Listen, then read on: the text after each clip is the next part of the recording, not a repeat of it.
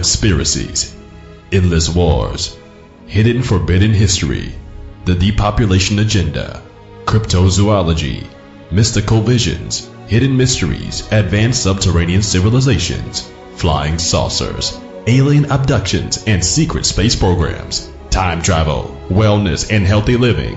Where do you go to find out about these subjects and more? To James Bartley's Cosmic Switchboard Show. That's where. James Bartley will provide cutting-edge information and will interview the top investigators and researchers in a variety of fields. Listen in every week to the Cosmic Switchboard Show, hosted by James Bartley.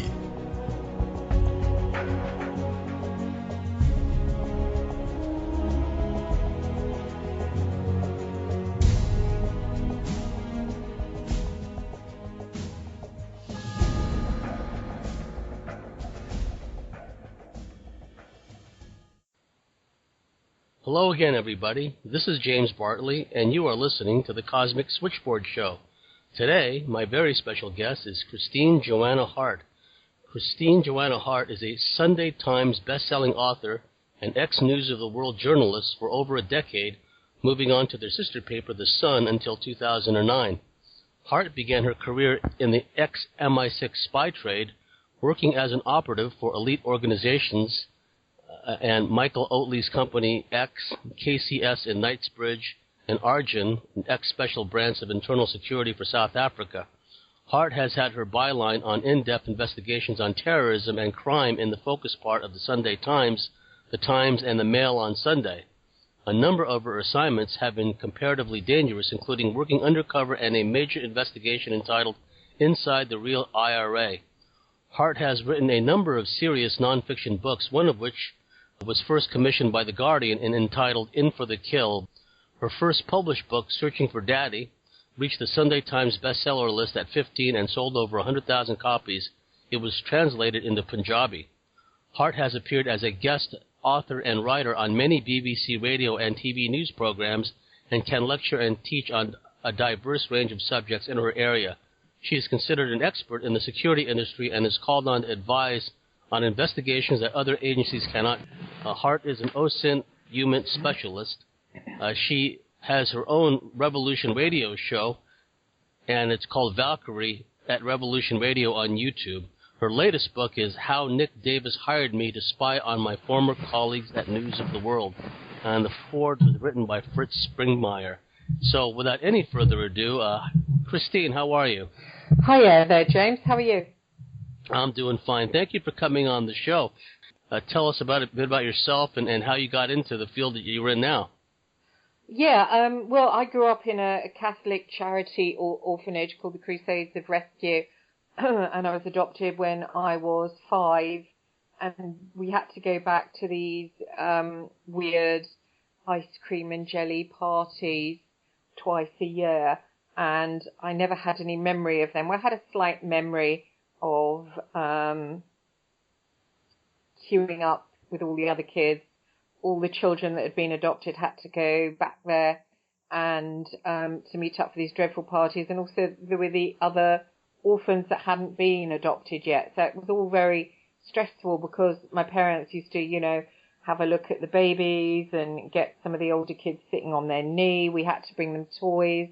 So it always kind of made us feel as if we hadn't really left there, and then I carried on with my adopted parents till I was 13, and then they put me back into care, and I grew up in care for a while. I tended to not bother with my education, although I went to grammar school for quite a long time, and somebody came to our orphanage. There was always students back and fro, and this particular student had a father who was setting up an investigations company. So he asked me, did I want to go and work there to do tracing and that kind of stuff, which is basically lying over the phone. And then I moved on to do undercover work and status inquiries, that kind of thing that investigations companies do. And then I dotted around and worked for a lot of the ex-MI6 companies in London, including Argon, CIX Limited, Knightsbridge Company Services Limited, and a few of the others over the years. When I got to about 28, then I decided to work for Fleet Street. So I started working for the News of the World, doing spying basically for the News of the World and earning quite a lot of money.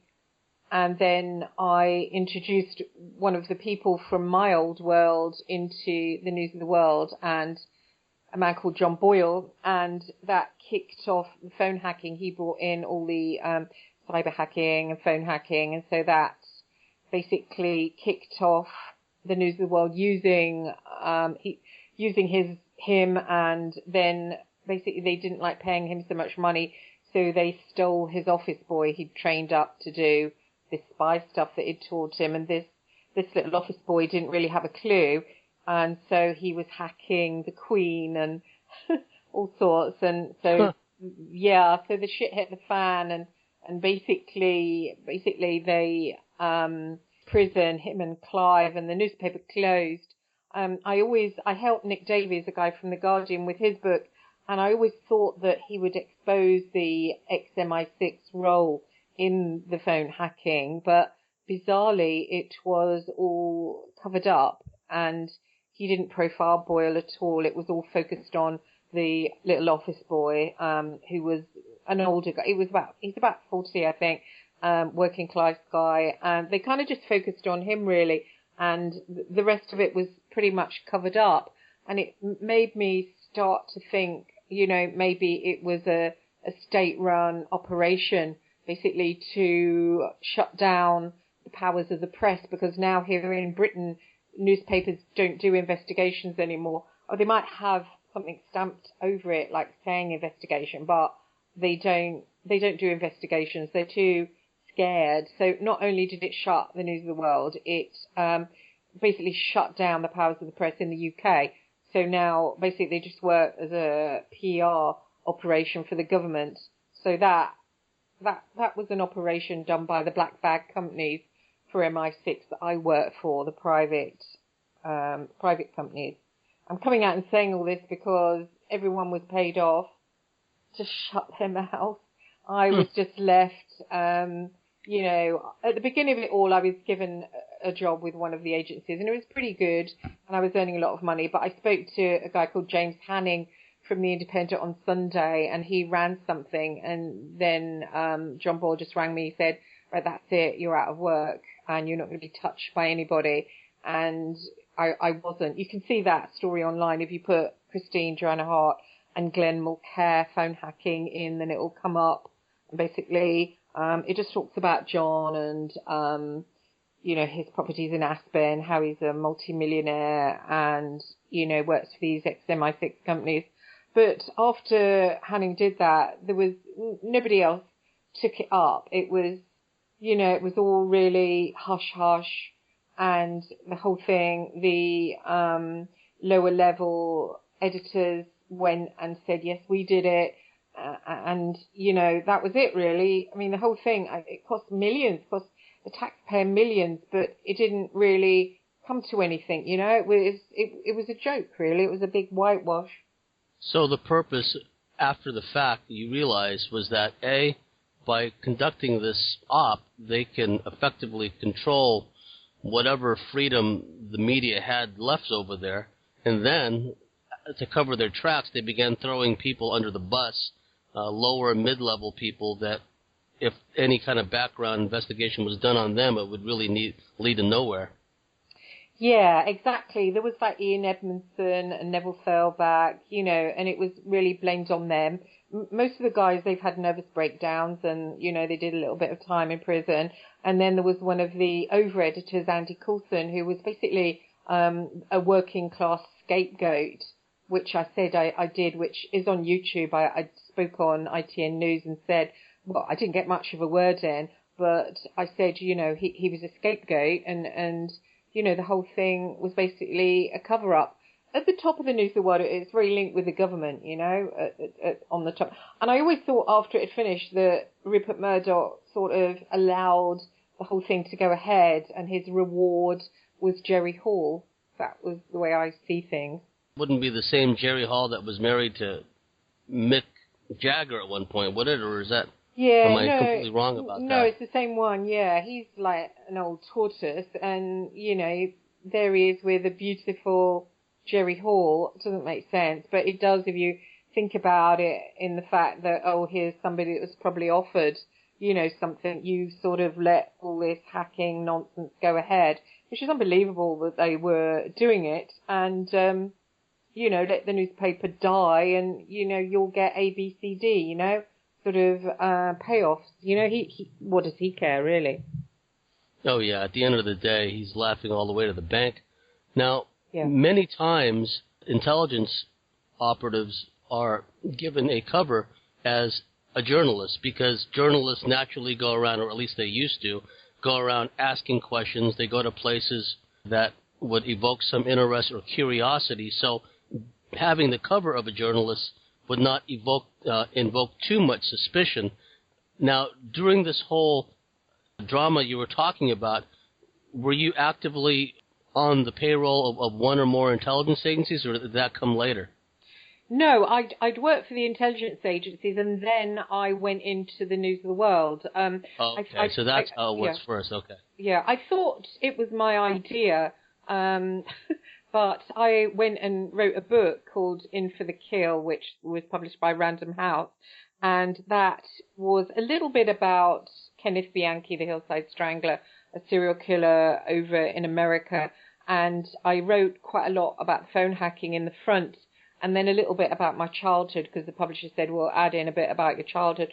So I kind of put that out there when the phone hacking scandal was just dying down. And interestingly, I was on Fritz Springmeier's Facebook, and one of his friends, and I think it was a friend of Cisco Wheeler, came to me and said on Facebook, said that she had just read my book and she believed that I was a monarch and that I was a puppet used to bring about the phone hacking, to shut down the press, and used to spy on the Real IRA, which was interesting because I'd written in the book a lot about my involvement with the Real IRA and the UDA over in Belfast and Northern Ireland. And that was what sent me on my journey, that, you know, investigating mind control and, of course, ET. I started to have lots of weird recall when, after talking to her, and she put me in a group in Facebook, weird recall of, like, hooded priests, which, of course, my childhood involved lots of priests, and there was a bishop who ran my children's home, Bishop Philip Harvey, OBE, actually, he's OBE, but I started to have memories of an altar and hooded men with hoods, well, they seem like men, and sort of raising a chalice up, and then this creature turned round, and it wasn't a human face, it was a lizard-like face, and that was when I started to have lots and lots of that kind of recall of that kind of experience, which freaked me out. And at the same time, I, through speaking to other people who had had the Monarch experience, and people coming out and sharing my story and coming in contact with other people, I was also getting in touch with different parts of myself that I hadn't been in touch with, and becoming more astrally aware. So being more astrally aware, then I was seeing these like these creatures that I spoke to you about on the show that you said were Draco reptilians, these like lizards, but they're darker, and they have wings.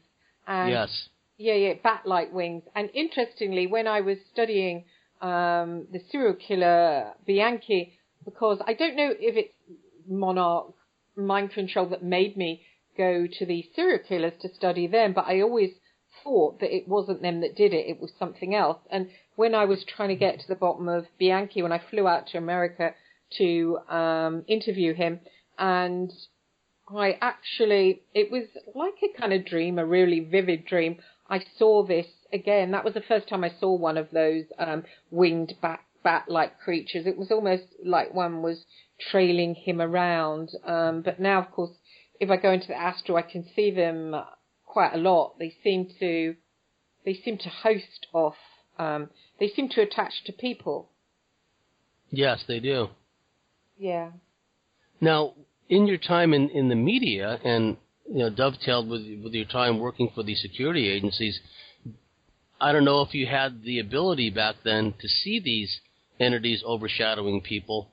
Maybe you could feel the energy of these entities overshadowing these people. What was your impression of the people in the media and in intelligence? Did you get a similar vibe from them?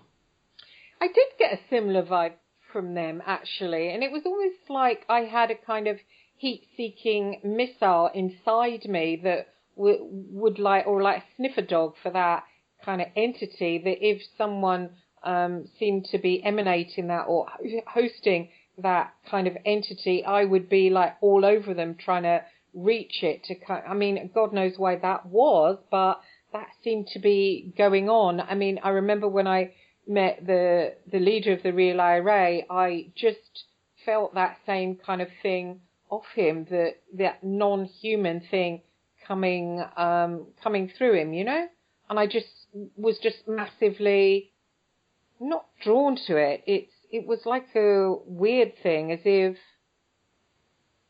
I had to reach it somehow. I don't know what that was all about, though, really, These memories that you've had that started to bleed through after you'd spoken with Cisco Wheeler, did these memories come to you at intervals, or was it like a series of large downloads, or was it fragmented memories? How did that play out?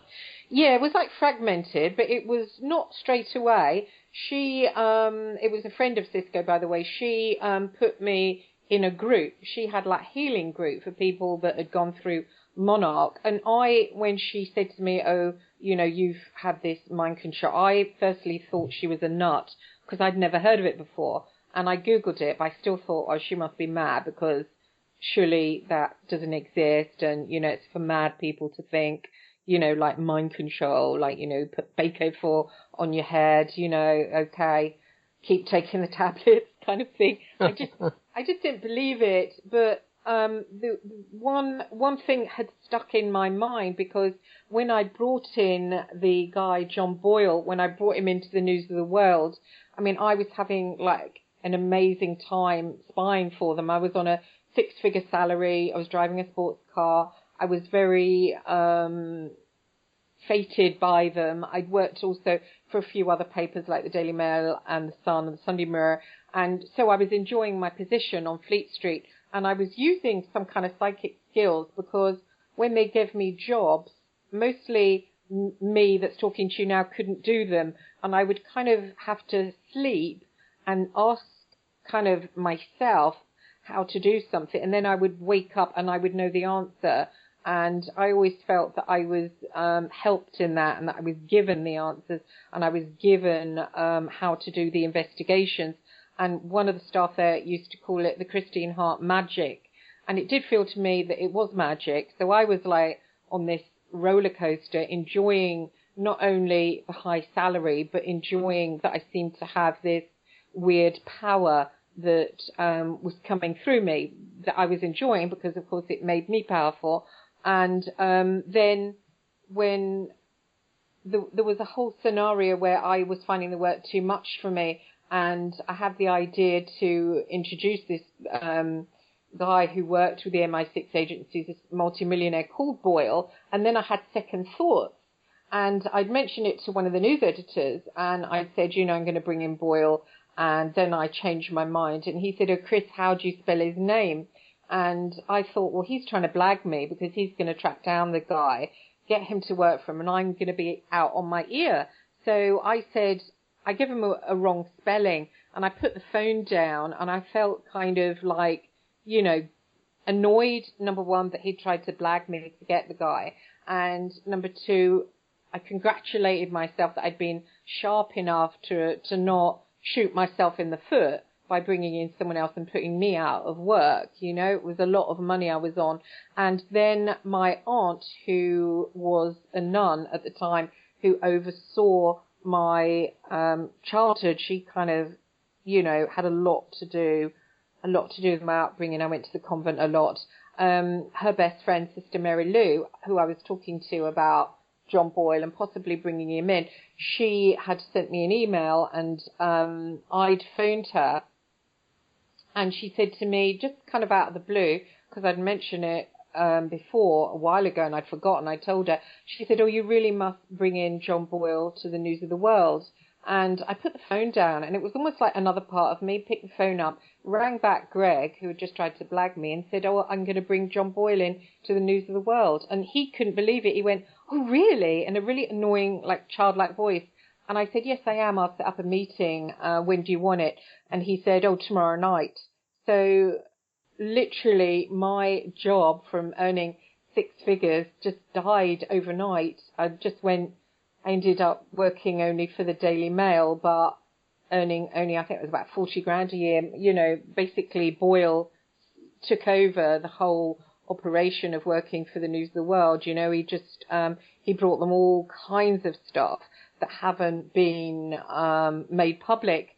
And when Anna talked to me about this mind control, I had focused on that phone call from my aunt's friend from the convent, and I'd looked then into Fritz Springmeier's book. I was Googling it to see, what is all this mind control, and he basically said that a lot of the people who've had it done to them as an experiment came from Catholic orphanages.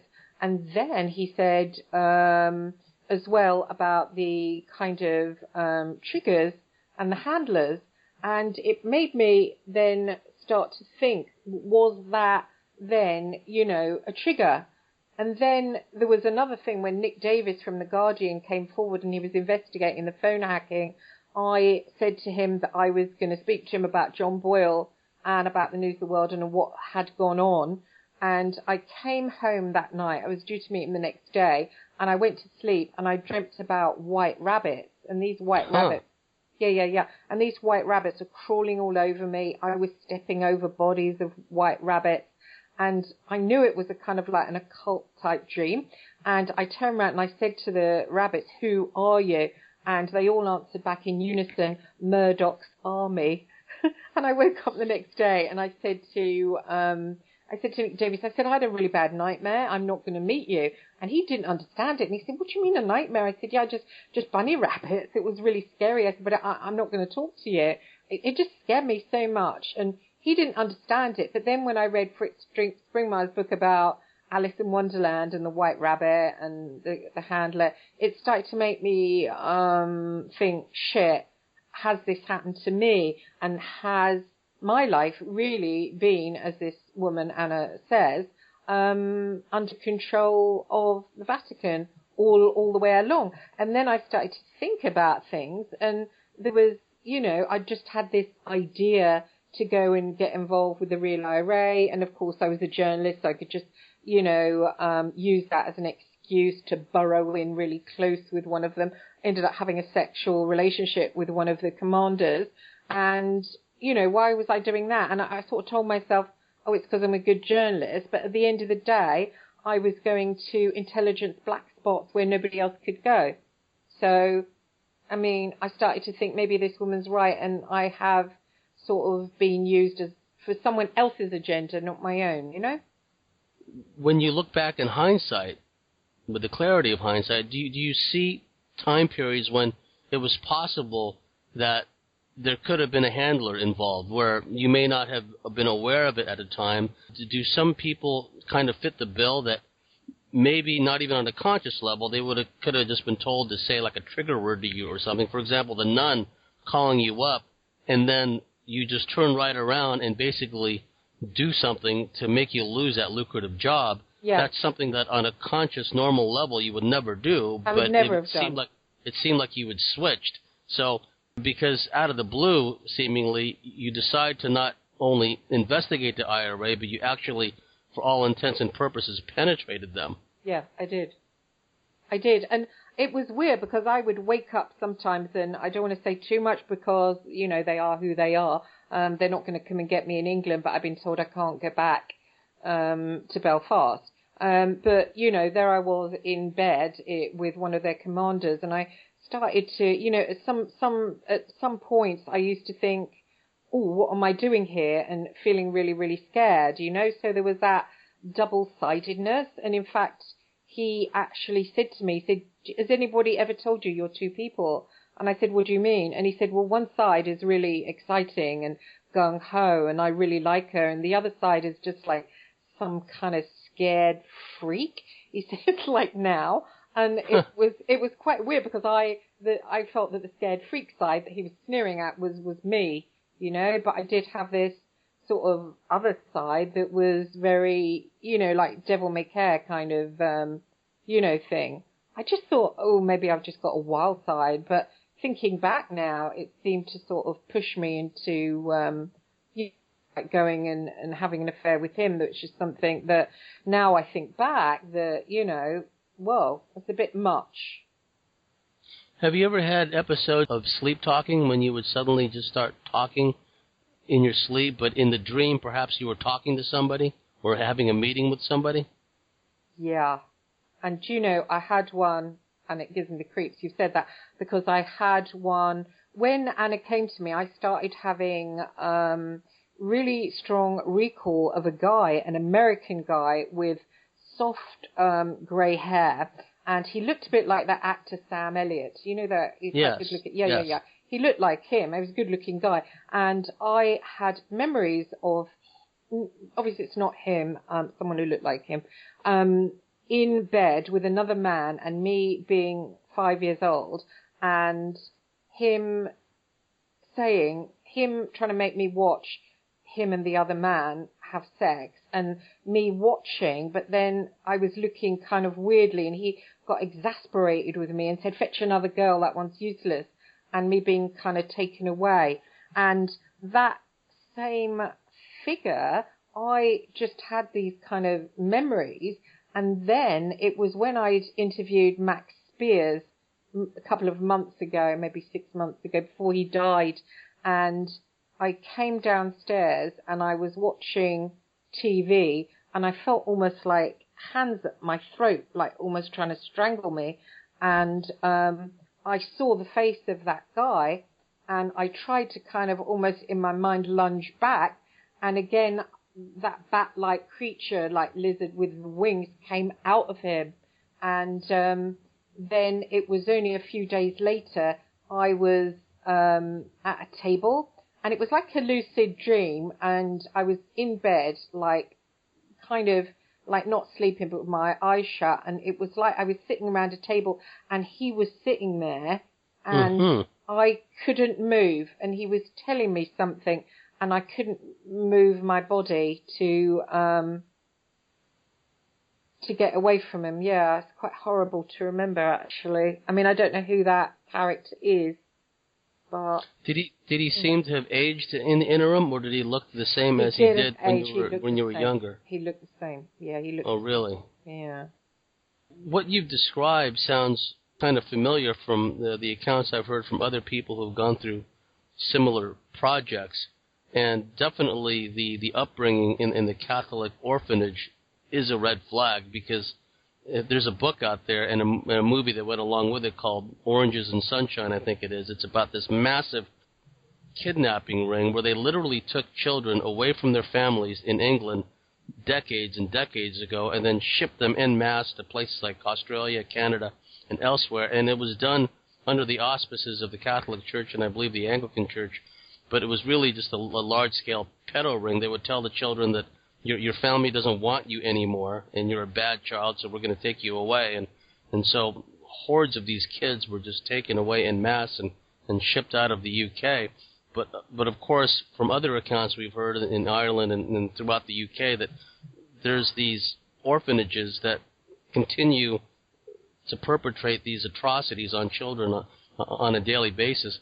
Now, when you were going through this process of realization, did you notice how certain stimuli, how certain types of individuals' profiles would have an effect on you, kind of like a triggering effect, maybe cause you momentarily to shunt into one or another personality or make you behave or feel a certain way? Did that ever become an issue? Well, when I was sitting with that serial killer, I did feel quite odd, actually. He, even when he wrote to me, he had the ability to make me feel quite dissociated.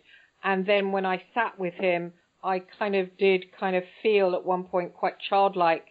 And then again, at another point, I did feel quite afraid. I've written in that in quite detail in my book because I found the meeting with him quite interesting in the effect it had on me. You know, I don't know if he was a monarch or what happened to him. He says that an alter called Steve did the killing, and then he denied that he'd said that, and of course lots of journalists came out and said, oh, there's no such thing, he pretended, and Steve was him acting. That's the thing that these people, this discounting people like to say. So they say, oh, he, you know, I cried on the Richie Allen show the other day, and a few trolls were like, oh, she's acting, you know. Yeah, right. I can really be bothered. And so they said, oh, he was acting, this Steve, but I managed to get the transcript of him speaking as Steve, and this would literally make the hair stand up on the back of your neck. It's a totally different person. It's somebody who's floating around the ether. It's not human. Steve wasn't human, and that quite interested me when I met him. And he did have an effect on me. But I was trying to think, you were talking about someone in your life. I had a best friend, and I met this best friend in I think it was my late 20s, called Hugh Burnett, and he was an ex-MI6 man, and I was introduced to him by somebody, and I immediately liked him because he was very grand, and he lived in a grand flat near Richard Attenborough. And in case anybody thinks I'm making it up, you can Google him, Hugh Richard Burnett, and it's got in the Telegraph obituary that he worked for MI6. Now, he was my best friend, but I didn't know he'd worked for MI6. He told me he was in the army, and he worked for the BBC. He was a film producer, but he didn't tell me about the security services. I read it after his death in 2011, and he used to come up. He came up with the idea, oh, you know, you're working for the News of the World, but why don't you be a proper journalist, and why don't you check out some terrorists and stuff like that. So, I mean, I don't know if he fits the bill as a handler. Probably. Yeah, or perhaps just he may have been instructed just to throw some suggestions out to you to kind of nudge you one way or the other. There may have been, and this is just conjecture, may have been pre-programming installed on you to act on such a suggestion, not necessarily from him. It may not have worked through him, but, you know, through other people. Like, for example, the sudden inspiration to infiltrate the IRA. Now, do you have memories, like dreams, for example, of finding yourself like in a war-torn place, or finding yourself on doing travel in certain parts of the world which on a conscious level you can't account for? Yeah, I did have a dream of being in a war-torn place, and I met a girl. It was in the dream state, and she seemed to be me. She was busy fighting, and I knew it was me, and I knew it was a part of me, but she wouldn't connect with me. She was just busy using all these weird stuff to fight. She was just busy fighting, which was interesting. I don't have memories of other than that, of being anywhere war-torn. The IRA stuff was weird. I mean, I know Hugh mentioned it, but the next thing I found myself reading all these books on the IRA and just studying them. You know, next thing I'd be watching a film and, oh, it's about the IRA, that's weird. And it was almost like it was under my nose all the time. Next thing I was reading it, and next thing, you know, I was going off there. And I started to go off there quite a lot, and just for weekends, and just kind of almost like do a reconnaissance of the area and desensitize myself, and then moved in on the Real IRA. And I was really successful. And it actually, the journalists that worked out in Belfast, even the ones from the broadsheets all insisted on taking me out to dinner and giving me the third degree on how'd you get so close to them, because they started then giving me all the stories of what was going on within them.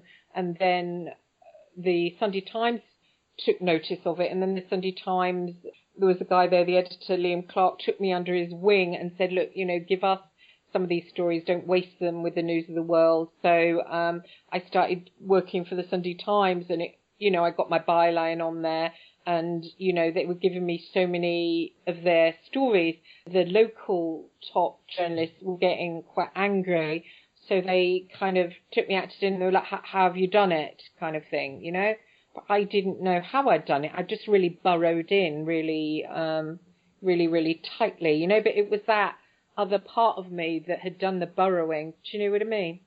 Now, there could have been different facets of yourself. Again, it's just conjecture. But, for example, when you interacted with Kenneth Bianchi, you felt that you were almost going into a fugue state and you were almost going into like a childlike altar. Now, when you were around that senior commander of the IRA, what kind of effect was he having on you? Well, at some point, like when I was, waking up and finding myself, in the bedroom, him being asleep and just waking up and thinking, not really what the hell am I doing here? I remembered coming there, but just like, oh my God, what am I doing? Do you know what I mean? That kind of thing, yes. Which was quite horrid. It's quite a horrifying situation to find yourself in, because you think, oh my God, what have I done that for? And then you start to feel loads and loads of fear, because it is they're very, very intensely paranoid people. So it's almost like you've cozied up to someone in the mafia, and, at any point they can turn around and say, hang on, who actually are you? That's the question that you dread, when they look at you funny and then start saying, who are you? Are you someone sent here to spy on me? As far as I knew, I wasn't spying on them, so, but it doesn't mean they're not going to beat the shit out of you, because they're going to think that you're spying on them. And so I did have that kind of state, which was awful. I mean, I had it actually with a UDA guy. He came round my house. I ended up with all these terrorists, and they were coming and going, and I was burrowing here, burrowing in there. And one of these UDA guys, he came round my house, and we were watching a movie, and he was talking about murdering people. And I just went upstairs, and I looked in the mirror, and I thought, what am I doing? What's going on? And I just thought, I just want to get him out of the house. I nearly just ran out of the house just to get away, because I thought, what am I doing? Here's someone like really, really dangerous. Now, for the benefit of the listeners, UDA is Ulster Defense Alliance. Is that who they are? It's the UDA, Ulster Defense Association, but actually... Association, okay. Yeah, they are, just dare I say it, a mafia. So I don't want to sit here and slag off the UDA, but they're pretty much a mafia, really, It's an interesting dynamic, because if one were just to go on a surface level understanding, not necessarily a deep kind of smoke and mirrors understanding, the real IRA would be in conflict with the UDA, because if memory serves, the UDA, they are the loyalists. They want to keep the so-called 6 counties with the crown. They don't want any unification between the North and the South. And the IRA, of course, their stated mission anyway is complete separation from the clan. So you were walking a tightrope between the two. Was there any separation in time between your interactions with the UDA and the real IRA, or did they kind of overlap? Yeah, they overlapped when I moved to Belfast. I then got so involved that I moved over there, and I met a boy from Belfast who said, I'm going to go there to live, why don't you come? So I ended up going.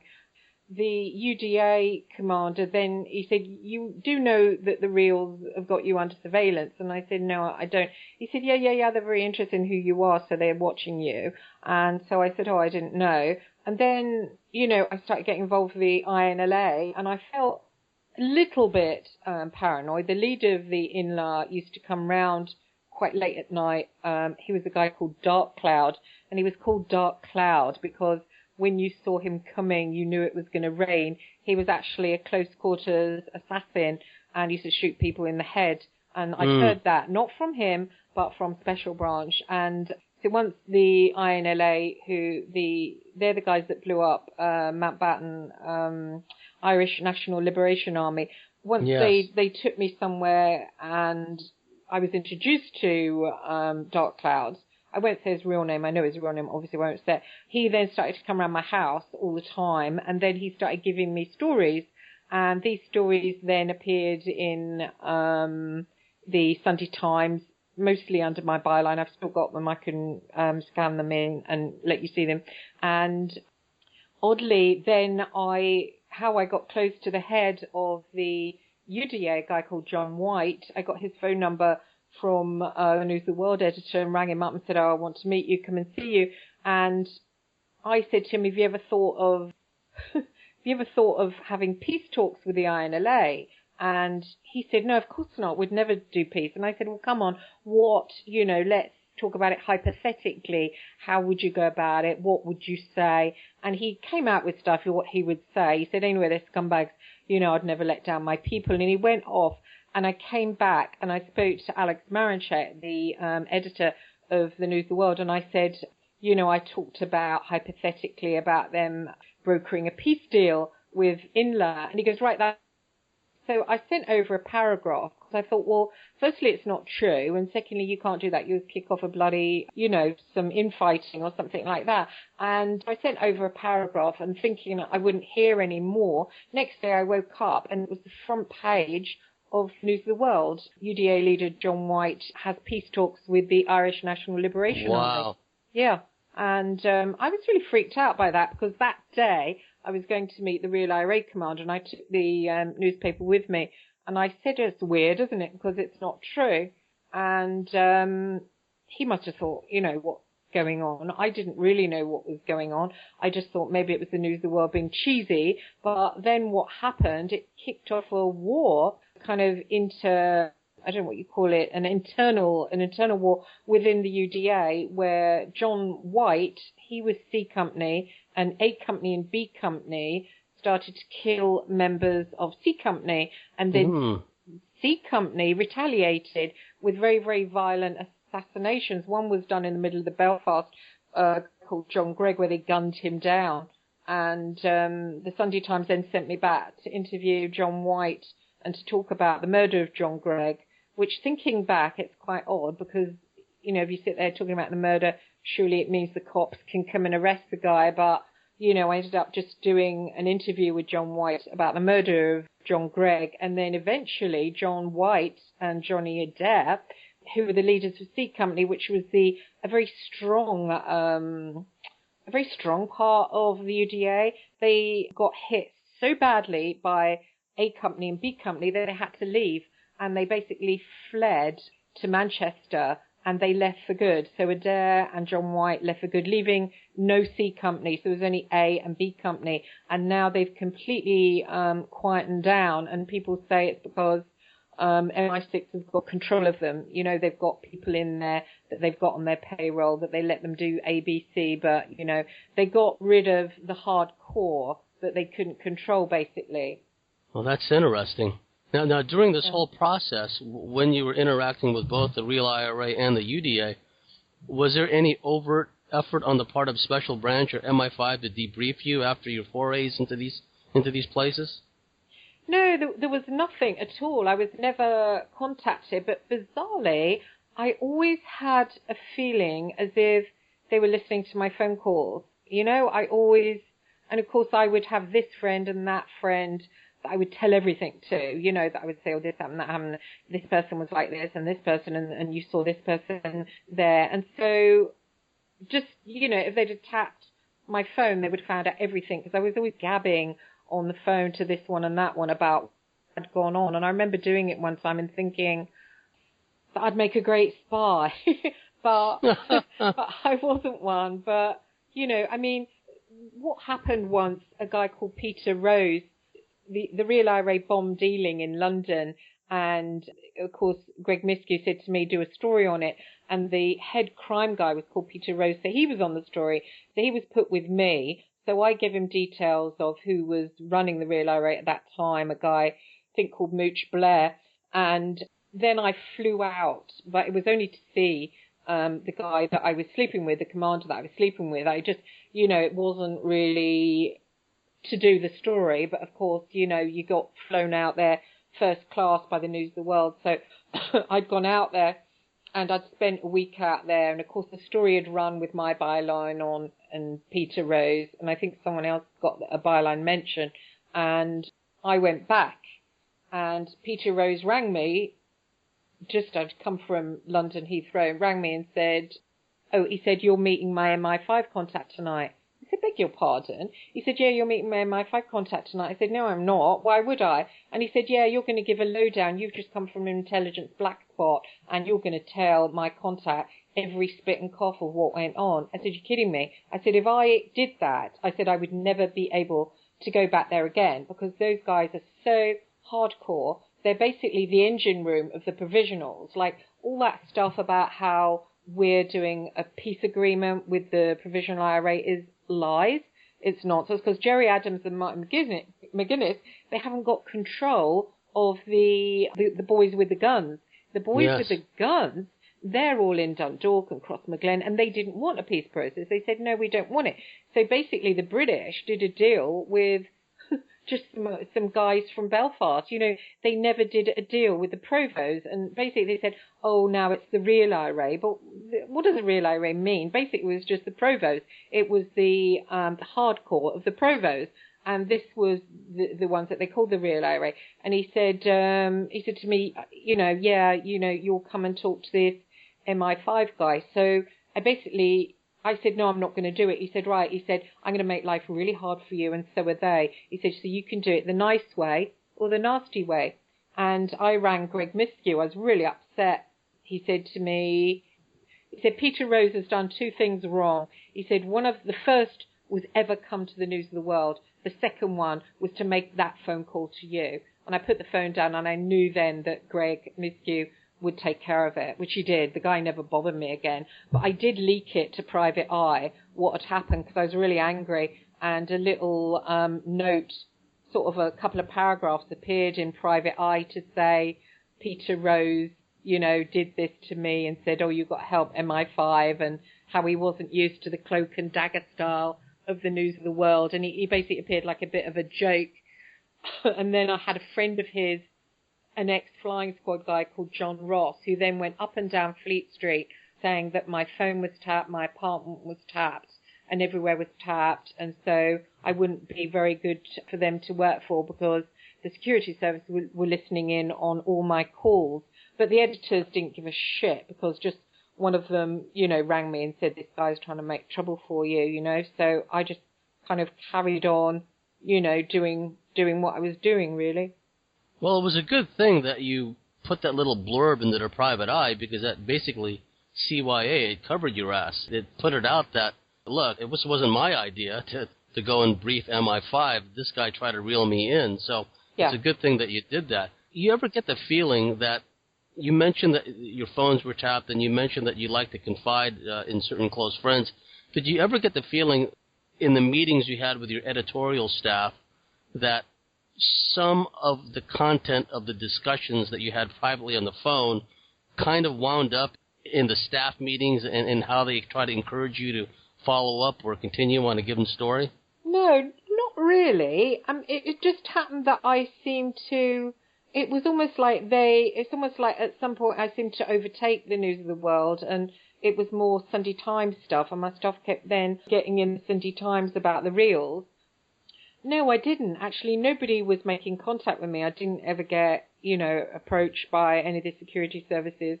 But thinking back now, I had a word with a guy called Martin O'Hagan who was shot in Belfast by the UDA, and that was in 2009, I think. And I told him about what Peter Rose had tried to get me to do. And he said, as if you could ever go to a pub in Dundalk knowing that you were a spy. Because basically Irish guys, especially really clever, sharp Irish guys, which IRA are sharp and clever, they have a very sharp sixth sense. So you look a guy like that in the eye, and if you've got any flicker of I'm a spy, they'll literally sit you on a cooker and turn it on. They'll cut you up into little bits. They break every bone in your body. So when I found out about the Monarch thing, I thought, hang on, what is the perfect spy but somebody who can make close eye contact and even close bodily contact and be completely 100% for real because they don't know that they're a spy. Do you know what I mean? Yes, the best operative is one who doesn't know that he or she is an operative, basically. That's kind of how that works. And as time went on, parallel to this, were you still having unusual, mystical, supernatural, astral type experiences? I was having that. I had loads of stuff to get really close to the IRA. I had loads of dreams about some guy who was my soulmate called Joe, and I had to, get burrowed in there. I'd eventually meet my soulmate. I had these dreams about this guy reoccurring who I never did actually meet, but those dreams were going on, and any work that I had to do, I did it psychically. I very much, we'd have something like Bob Geldof's nanny would have left, and Greg might say to me from the News of the World, how do we find out where she's gone? And I would say something like, well, you make a black call to Bob Geldof, and he would say, well, no, Paula Geldof is the more dopey one. Shouldn't we ring her? And I'd say, no, Bob, and this is what you'd say to find out where the nanny's gone. And of course that was successful. I hope he's not listening. But, I would just kind of know these things, but I would always have to go to sleep, and then I'd wake up and I would, know what to do, and I would know what to say. So that was still going on. But of course, when they were doing the hacking and when Boyle was working, I only very rarely got called, and I was only called on really, really difficult jobs, which kind of made me resentful, and it was quite resentful. And it was like I didn't have any control over that part of me. It was like it would work if it felt like it would get a result if it felt like it, but I couldn't get a result by myself. It was that certain part of me that would do it, not me, if you understand what I mean. Yes, it was kind of more or less against the will of your conscious personality that these things were going on around you.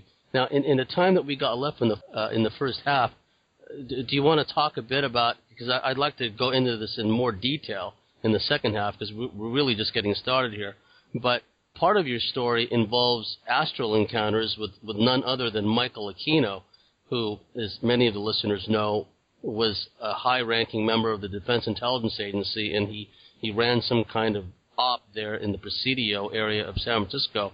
Okay, would you like to share a bit here towards the end of the first half, and then we can delve into it more in the second half? Yeah, when I was in that group with the friend of Cisco, Anna, and, most of the time when I was in the group, I didn't think I'd gone under this mind control stuff. I thought they were all a bit nuts, and they were really nice people, but I thought, imagine believing that you've had that done to you. So I was just listening to what they were saying and thinking, maybe one day I'll write something about, this mind control stuff, if I can make it sound sane, because I didn't believe it. And then Anna mentioned something. She was talking about, something, and then she said Colonel Michael Aquino. And I remember looking at that name and feeling kind of odd.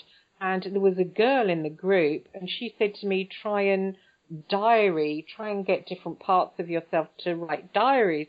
So I'd kind of done that, and that sort of very warlike girl that I was telling you about, I was trying to get her to, because I saw her and she seemed like, it was almost like she was covered in ice, and I couldn't get her to warm up. And this girl in the group, Louise, she said, well, try and warm her up somehow and get her to write, maybe get a really lovely diary. So I got this purple diary and a beautiful pen. And after I saw that name, the only one thing I wrote in that diary was Project Aquino. And so I thought to myself, I wonder if he knows anything about my orphanage, the Crusader Rescue, if he is the man that started all this Monarch stuff. Did he ever come to the Crusader Rescue in London? So I was Googling him, and I came across a letter saying that he had been in London. He was writing to, so it's on the net somewhere that he'd been in London. this handwritten letter. And I came across an email for him. So I wrote to him as a journalist and I said, dear Mr. Aquino, I'm a journalist. I think I've undergone Monarch mind control in an orphanage. I want to know if you've ever been there. And it was probably a mistake to have said that, but at the time I didn't realize. And I remember mentioning it in the group, and another woman there really got abusive to me. She said to me, "Oh, are you an idiot? Like, you telling him things and he's really dangerous to go near. You're stupid. He's not going to be honest with you anyway." And I don't know, probably the listeners are going to be thinking that, but, I do things my way. And if I feel like confronting someone, then I will. And so this is what I wanted to do. And I thought, I would at least get a response where I could feel his energy in the response. So I sent off that email, and I was speaking to a friend of mine called Christian on Facebook, and I told him that I had sent off this email, and he said, "Oh, you're mad." He said he's an occultist. He said, and, he can attack you, he can attack your family. And I remember thinking, well, I don't believe that, but I had some psychic attacks from Kenneth Bianchi, so I was slightly wary. But I thought, well, he's not a serial killer, so I wasn't, I thought, well, I'd handled a serial killer sort of coming to me psychically, so I'm sure I can handle, some old guy in America. And I went to sleep, and I think it was that night or the night after, I was just going to sleep, and I saw this white rabbit, and it was like kind of in front of my face, and it was like in my mind's eye, but it was so strong in my mind's eye that I felt like almost nauseous because it was like really strong, and you could see its little pink nose and its fur, and I don't really like rabbits, and so I was like, ooh, what the hell? And I kept trying to go to sleep, but instead of drifting off, my mind was almost getting yanked, and it was like looking at this white rabbit. And I got out of bed, and I thought, I don't like this. Something's going on. And I remembered the Murdoch white rabbit stuff, and I felt quite uncomfortable. So I went and splashed my face with cold water. I looked in the mirror and thought, well, that'll jog me back to reality. I'll kind of jog my brain, and I won't have this weird bunny fucking image. Excuse my French, I have to bleep that out. And I went back, laid on the bed, and I almost felt that part of me that Louise had been saying I had to get in contact with, and I kind of felt her really strongly almost move into me, and I felt a kind of icy coldness. And then the rabbit shot off really, really fast, and not me, that part of him went shum straight after it, and it was almost like it went over ground, out of my body, and yet over ground really, really fast for a long, long way, like horizontally, like really fast. And then all of a sudden it sort of stopped in the air and went plunging right down, really, really down a long, long way. And then it sort of hit the bottom, bang, like that at the bottom. And at the bottom, I came face to face with Michael Aquino. And I knew it was Michael Aquino because, number one, I'd seen his pictures online, but it wasn't even that. I just knew, I just knew. And he said to me, "What do you want?"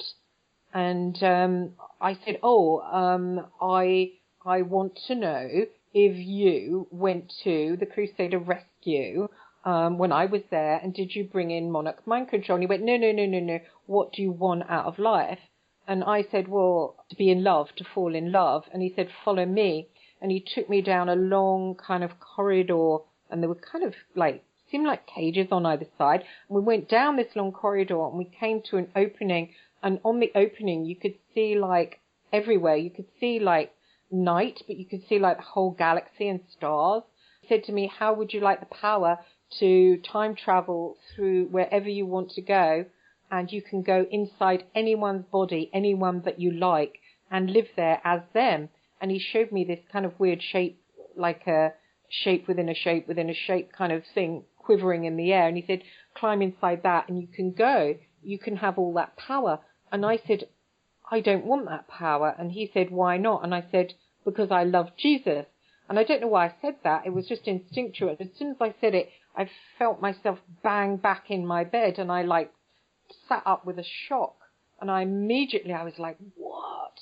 Whoa. And I remember scrambling for my laptop, turning it on and emailing Christian Thomas, one of my Facebook friends, and going, oh my God, ring me right now. Something weird happened. And I told him all about it, and he goes, looks like you got your first half of your interview.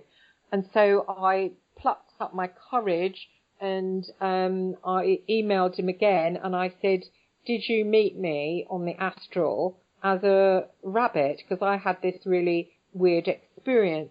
And he sent me back an email, and he sent a link, and he said, I'll have to get, oh God, I can't remember her name, a woman's name. I have to get her to change, I'll have to get Grace to change the lyrics to the song to incorporate our story. And I pressed on the link, and it went to that Jefferson Airplane song, which they now use for that new Alice in Wonderland film, The Looking Glass, Through the Looking Glass. Yes. Yeah. It's one whip pill will make you smaller. That thing. Yes. Well, that is an amazing story. My head is still reeling from it.